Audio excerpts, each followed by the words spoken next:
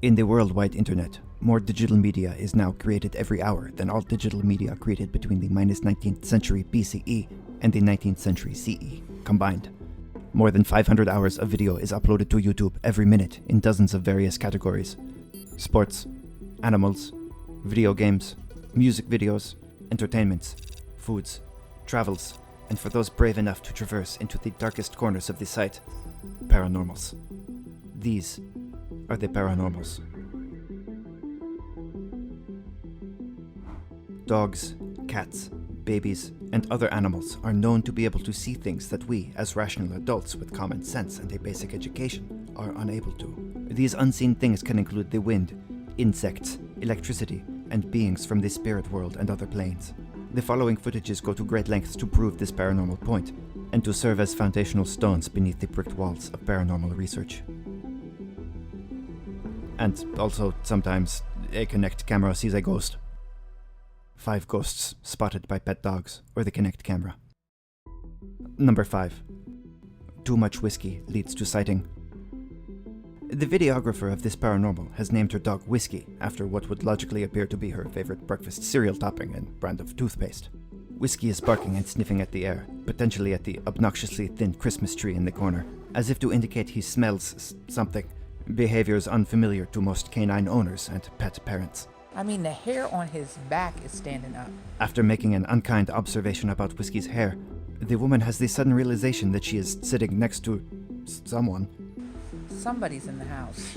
At this point, Whiskey loses interest in all spirit activity and instead turns his attention toward what appears to be a bizarrely whitewashed episode of the Family Feud to vocalize his displeasure. While Whiskey's spirit sniffing is the most prominent paranormal in the video, the most frightening thing captured on tape appears to go stunningly unnoticed. It is here, at the 1 minute 13 second mark, that a terrifying and familiar creature makes its entrance, seen, it seems, by Whiskey, and Whiskey alone. A yellow symbiote creature, similar to the one atop the head of Florida man Donald Trump, can be seen at the bottom of the frame, eagerly waiting to pounce upon and macerate into mulch the brain of the videographer, if we have learned anything at all from politics. In the end, in a bid to save himself from further humiliation, Whiskey leaves the world's thinnest Christmas tree behind and simply removes himself from the room. Number 4. Poltergeist.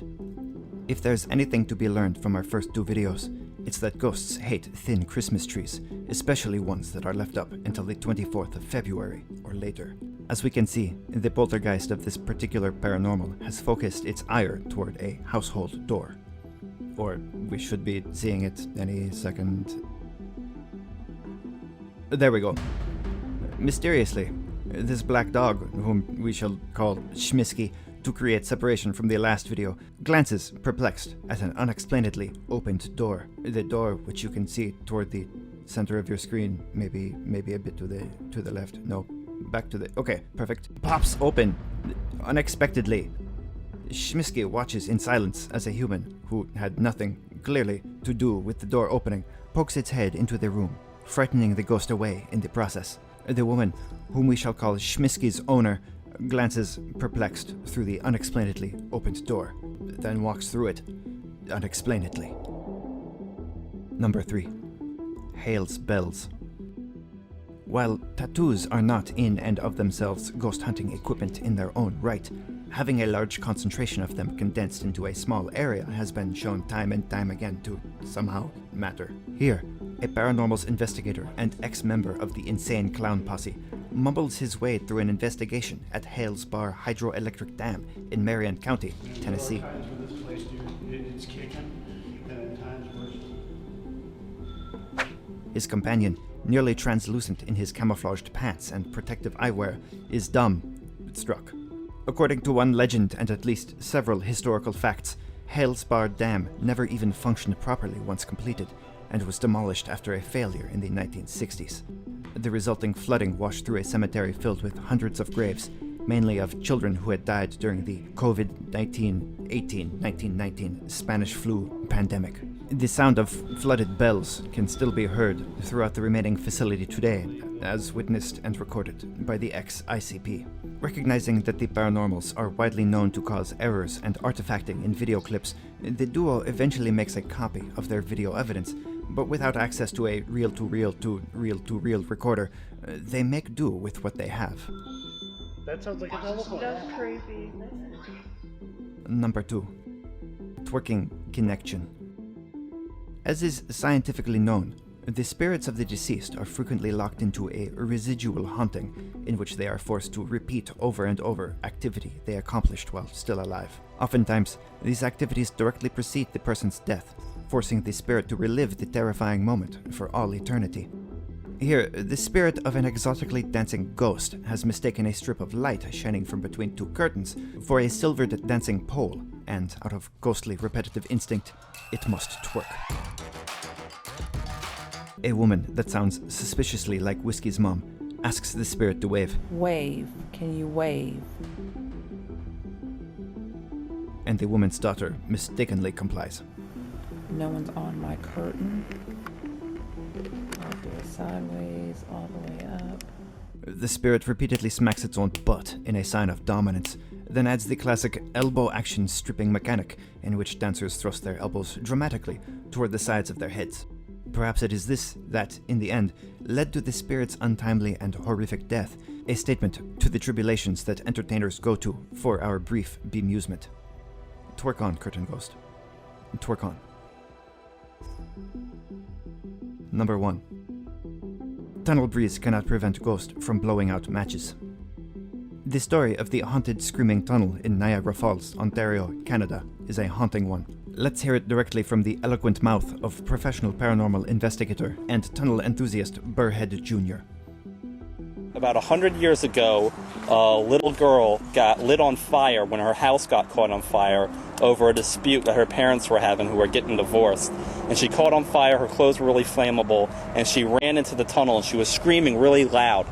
No one was able to help her put out her help put out the fire that was all over her clothes.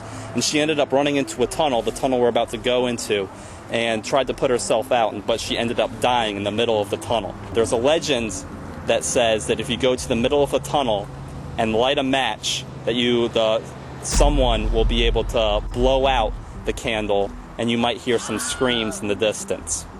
Even after hearing the tale, the group somehow musters the willpower and fortitude to enter the darkened space, in all of its terrifying, dangerous, and short glory, to test the theories put forth by the paranormal community.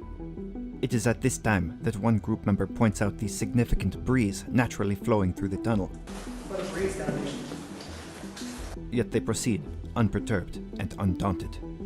As their experiment unfolds, the screaming ghost intervenes, preventing the group from lighting even a single stick from their book of certified world's best wind and breeze-proof matches. At the clip's 2-minute and 30-second mark, the woman with the matchbook even turns around, nearly a full 160 degrees, forming a hermetically sealed wind block against the tunnel's breeze in a bid to demonstrate their commitment to the scientific method of examination and testing. Here, I'll block the breeze. Oh, it went out again. Oh. Moments later, a person who may or may not be Burhead Jr. inquires about the need for a controlled test group, Have we tried doing it not in the tunnel? then heads off toward the far end of the tunnel to begin the arduous task of lighting matches outside, in the open air. Outside the tunnel, the match stays lit up. Annoyed and angered, the ghost finally makes its presence known by letting loose with one of its legendary, horrific screams. All right, now pose. Now pose. Unfazed, the group again mentions the quality of the matches, proving to skeptics that they have chosen the best equipment for the job. These matches suck. That's what you get when you don't favor them. Outside the tunnel, the match stays lit up. Outside the tunnel, the match stays lit up. Burhead Jr. finally reveals the source of his informations. Right up there. That's where her house used to be.